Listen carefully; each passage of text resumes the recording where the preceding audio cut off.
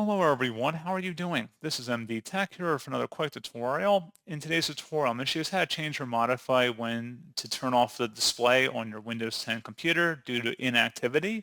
So this should hopefully be a pretty straightforward process here, guys. And without further ado, let's go ahead and jump straight into it. So all you have to do is open up the search menu, type in Control Panel. Best result, you come back with Control Panel. Go ahead and open that up. Select your view by up to the top right, and then select large icons, and then go down and select power options on this menu here.